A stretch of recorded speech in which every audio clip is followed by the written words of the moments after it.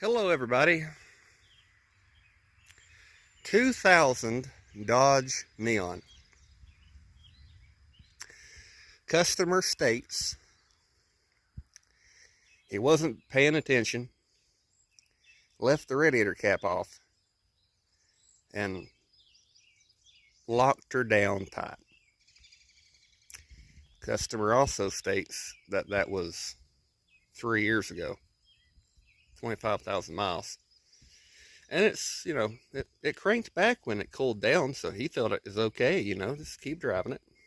But soon enough, the head gasket started rearing its ugly head. It started puking antifreeze out and white smoking when it set for more than 2-3 days. So he was wondering if we could put an engine in it. I told him, yeah, I've got a really good engine. I don't know how many miles is on it, but it's been off the road since it was 4 years old. So, can't really be over 100,000, right?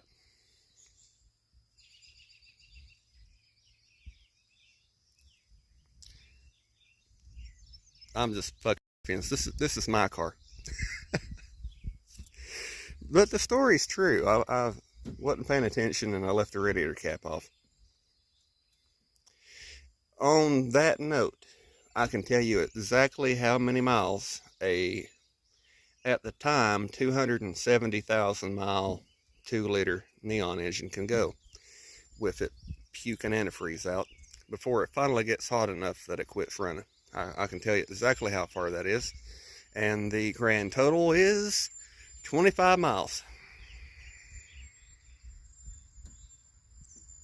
And never once did it overheat according to the temperature gauge.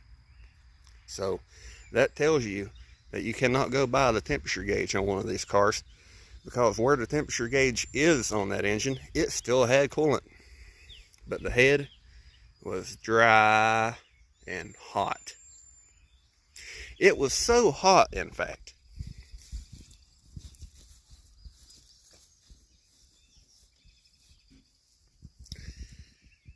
that it melted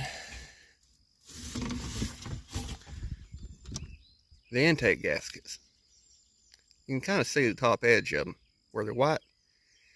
Well, it melted that, it burned the silicon gasket. It's black and crunchy.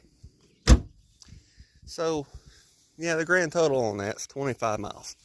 You don't really need antifreeze and, coolant, but it really does help, So, that being said, it ran 3 more years and was running when I parked it here. But I have an engine out of another 2000 Neon that was parked in 2004 after it was caught down in Morristown doing a drug run. So it was impounded and seized by the police in 2004. So, 4-year-old car, but it was making Florida trips. So, 4-year-old car, but probably highly likely to have 100,000 miles on it. And probably no oil changes during the time that the Pillheads had it. But I believe it's still a better engine than this one is. So what I'm doing is I'm pulling this engine out, taking the other one, setting them side by side. And I want to take both engines and make one with a new timing belt and water pump. Not changing anything else, not buying anything else for it. No new hoses, no new gaskets, nothing. I'm taking the oil pan off the other engine to make sure that it's okay, and maybe the timing cover, the valve cover. But new timing belt and water pump, and that's all it's going to get. And it's been setting since it was 4 years old, so that's 17 years ago. If you want to see any more about this, let me know. Otherwise, I'll just make a video once I've got the engine out and I've got the other one sitting next to it, and then I'll make a video once I've got it running, just like I did the Fiat.